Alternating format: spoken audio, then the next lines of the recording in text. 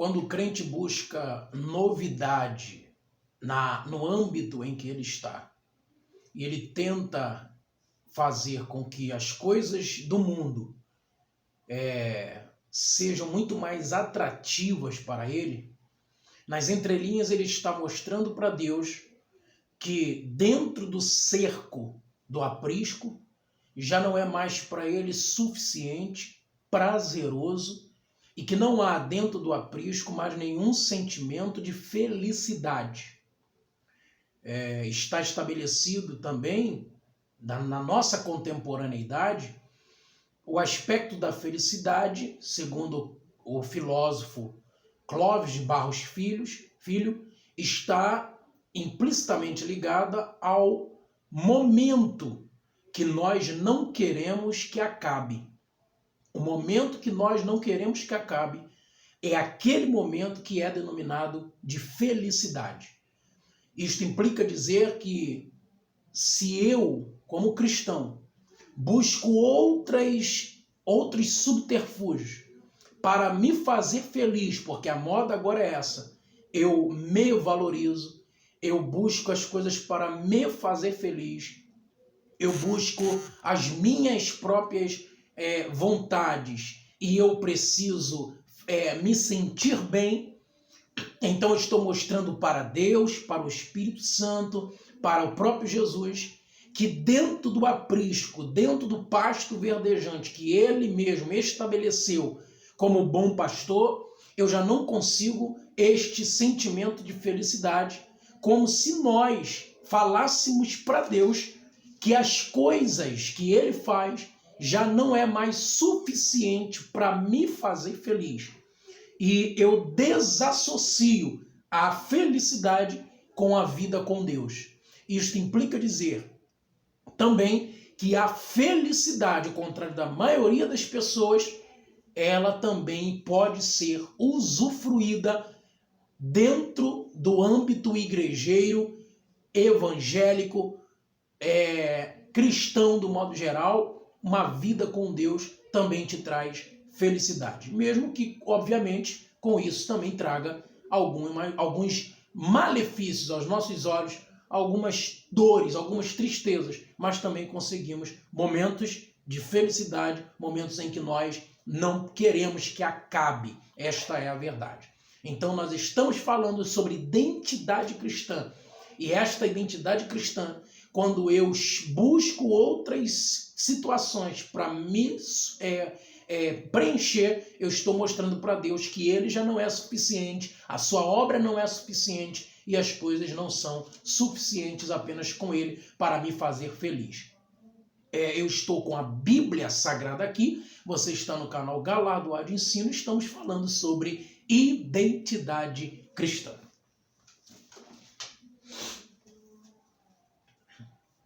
No vídeo anterior, nós falamos um pouco sobre a característica, né, da identidade cristã.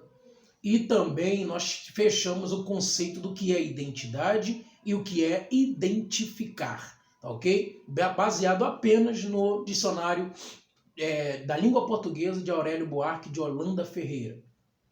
Mas agora nós queremos avançar no conceito e mostrar para você dentro da Bíblia Sagrada. Eu acabo de dizer que eu estou com a Bíblia Sagrada aqui e ela está aberta em alguns textos.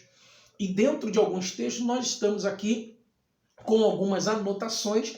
Eu vou mostrar para você algumas anotações dentro da Bíblia que mostram e trazem a ideia de identidade. Por exemplo, o livro de Daniel, no capítulo 3, dos versículos 16 ao 18, nós temos o conceito, a situação de Sadraque, Mesaque e Abednego, nomes babilônicos, né, que eles receberam lá dentro do exílio babilônico no ano 605, quando a entrada de Nabucodonosor em Jerusalém, levando cativo os povos judeus, né, para a Babilônia. Mas seus nomes, na realidade, hebreus, né, seus nomes de origem hebreia, são Ananias, Misael e Azarias, ok? Então eles são um dos exemplos de identidade cristã. Em meio à turbulência do exílio, em meio a uma possibilidade de aculturação babilônica, e nós vamos ver isso posteriormente,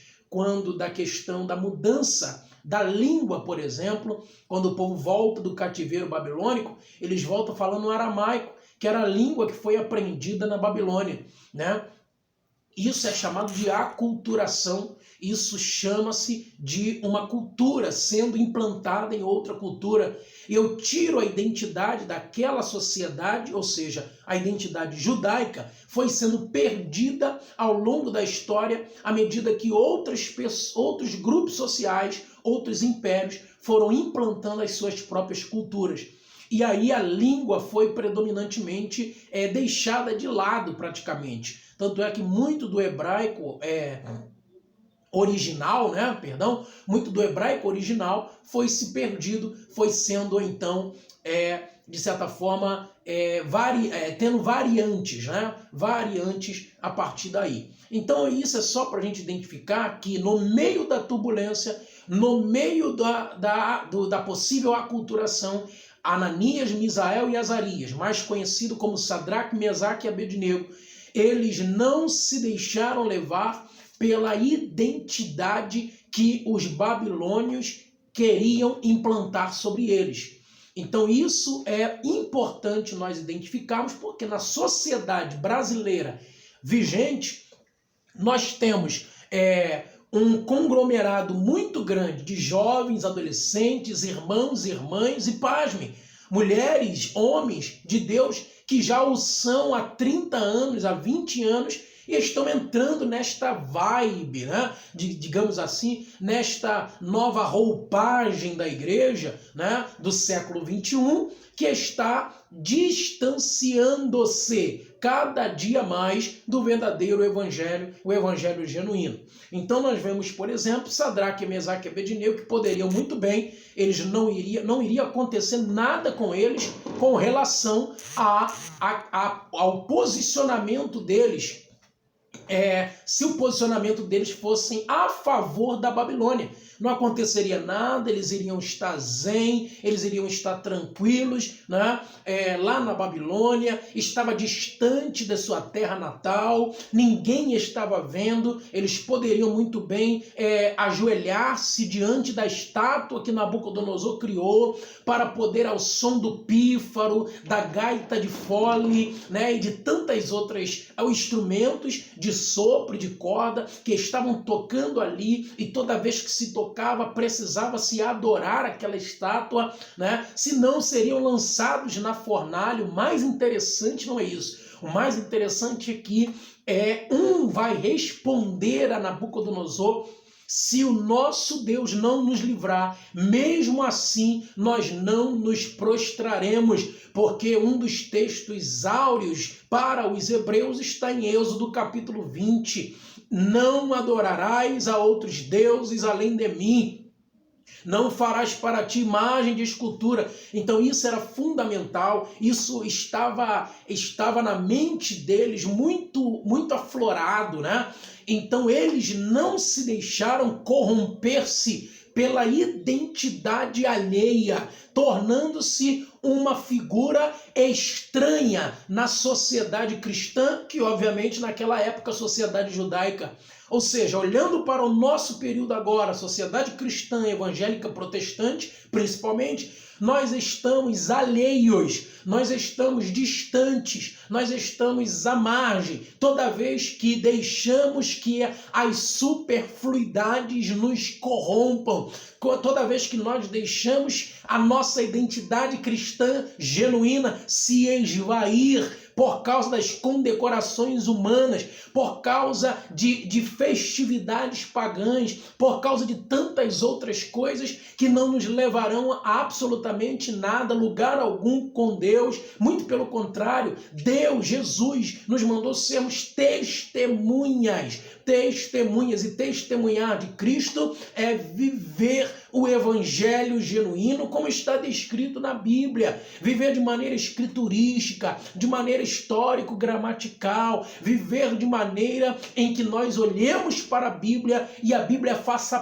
parte da nossa vida, tentar ao máximo não ser corrupto, cristão corrupto, não ser um cristão adúltero, não ser um cristão fornicador, não ser um cristão que peque deliberadamente e ache que é normal e comum, porque a sociedade secular assim impõe. Quantas igrejas e homens de Deus e mulheres de Deus estão distantes e estão fazendo com que outras pessoas, até sérias, no reino de Deus também pensem que o evangelho é relativista, né? O evangelho não é relativista, o evangelho é absoluto, o nosso Deus é absoluto, né? O Jesus é absoluto, o Espírito Santo é absoluto, não há espaço para relativizar o que já foi absoluto, que é tradicional, o que está escrito, estabelecido, né?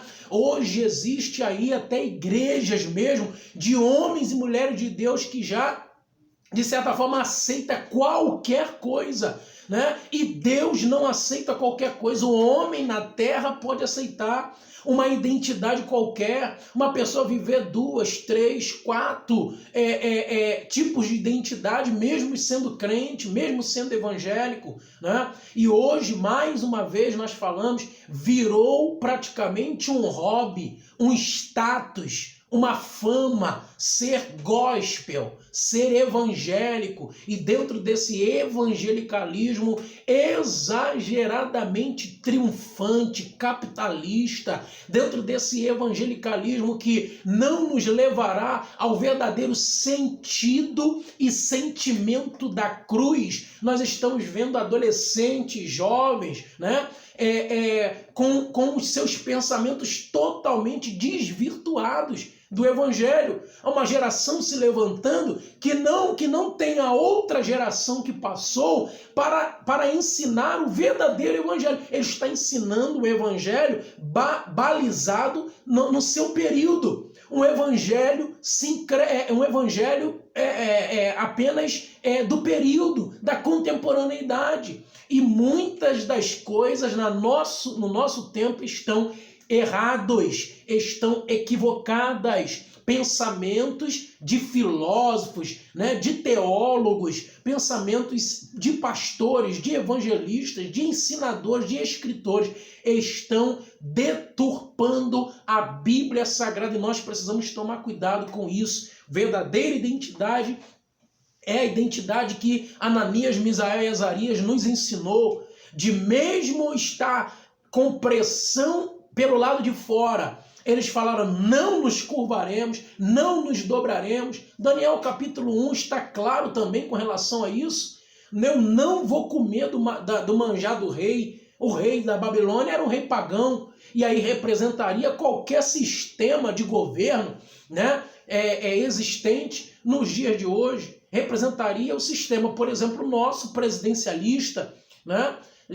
Se houver um edito, se houver alguma coisa, as pessoas vão se moldando à forma do mundo, ao molde do mundo, né? E aí nós precisamos ser formados novamente, forjados novamente por este Cristo que do primeiro século, né? Temos um Cristo, apesar dele ser ateu, né? Desse homem que eu vou citar agora ser ateu, Leandro Carnal, é um historiador e ateu. Veja aí no canal dele, ele falando sobre o mundo líquido e uma igreja que está pregando o evangelho liquefeito, o evangelho diluído, o evangelho não concreto, mas líquido, o evangelho que se molda às pedras do caminho, né? Muito pelo contrário, não é a água, né, que vai batendo na pedra e vai modificando a pedra, não. É a água que tem que se adaptar às pedras do caminho, às coisas do caminho, vai se entrelaçando e vai se liquefazendo. E não existe isso, né? Nós estamos, de certa forma, muito aquém do evangelho que Jesus do primeiro século pregou, que os apóstolos pregaram, e nós estamos indo aí, infelizmente, de mal a pior. Temos outros textos que falam sobre identidade, Mateus 26, 73, não vai dar tempo de falarmos sobre estas situações agora. Mateus 26, 73, Marcos 14, do 66 ao 72, Lucas 22, do 54 ao 62, João capítulo 18, versículo 17 e os versículos 25 ao 27, né? Que fala muito bem a questão de Pedro, né? Sobre quando Jesus está para ser crucificado e ele é levado pelos saduceus e fariseus ao sinédrio. Então uma criada vai olhar para Pedro e vai dizer: a fala te condena, o jeito te condena, o vestido te condena. Ou seja, identidade cristã é as pessoas olharem e eu ter uma postura na vestimenta, uma postura na minha fala e uma postura no meu jeito, no meu modus operandi e no meu modus vivendi. Então isso é fundamental para a gente compreender, né? O meu jeito de viver, isto é, né, no latim modus vivendi, o meu jeito de viver, o meu jeito de fazer as coisas precisa estar corroborando com o que está descrito na Bíblia. 1 João capítulo 2, versículo 6. Aquele que diz estar nele também deve andar como ele andou. 1 João 2, 6. Aquele que diz estar em Cristo deve andar como Cristo andou. Como é que Cristo andaria? A sua pergunta deveria ser essa. Como que Cristo se comportaria no século 21, hoje, agora, no 2022, como Cristo se comportaria na igreja, no shopping, no convívio entre irmãos, no convívio entre família, né? Como ele se comportaria? Qual seria o posicionamento dele? O que Cristo faria no meu lugar? A minha identidade precisa mostrar, o meu jeito de falar precisa dizer que eu sou crente. O meu jeito de viver precisa dizer que eu sou crente. As minhas vestimentas. Quantas pessoas não falam mais da vestimenta do crente? O meu jeito de vestir também deve atestar que eu sou crente.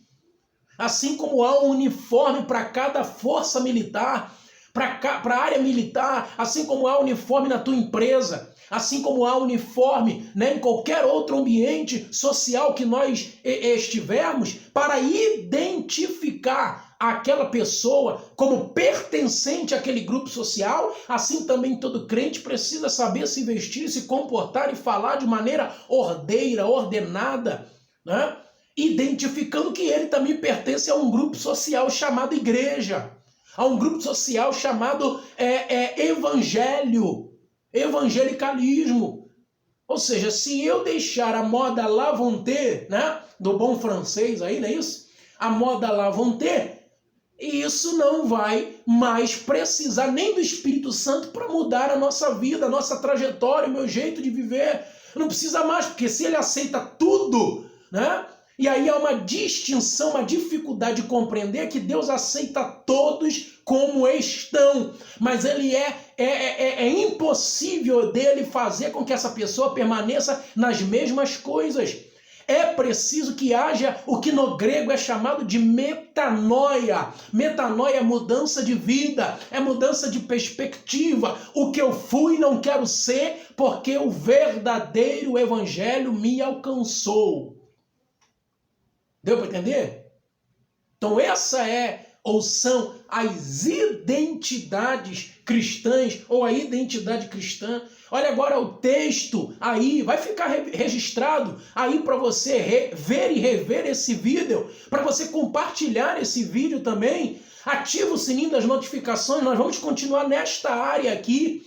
Ativa aí o sininho das notificações agora, coloque em todas para você não perder nenhum desses vídeos. Né? Se você puder, comenta aqui, compartilha, interaja com o canal, para você também dar a sua opinião, a sua sugestão aqui conosco. Olha o texto agora que fala de perca de identidade na Bíblia. Olha aí, perderam a identidade, Mateus 26, do 14 ao 16, Judas perdeu a sua identidade. João 13, versículo 2, né? Aí está explicando por que Judas traiu Jesus e perdeu a identidade. Atos dos Apóstolos 1, 16 ao 18, a consequência da perda da identidade. Atos capítulo 5, do 1 ao 2, Ananias e Safira perderam a identidade. Apocalipse capítulo 3, do 14 ao 22, uma igreja inteira, chamada Laodiceia, perdeu a sua identidade cristã. Perdeu.